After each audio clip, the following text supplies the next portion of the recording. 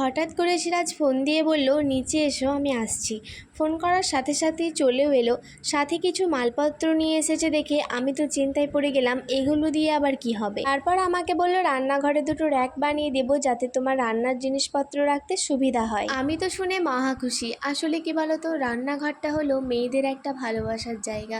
এটা যত সাজানো গোছানো হবে ততটাই মন দিয়ে রান্না করতে ইচ্ছে করে। র্যাক তৈরির কাজ তো সিরাজ শুরু করে দিয়েছে, কিন্তু আমি আর মনে হচ্ছে ভিডিও করতে পারবো না, কারণ এই মেশিনগুলোর এত শব্দ হচ্ছে, আমার তো ভীষণ ভয় লাগছে।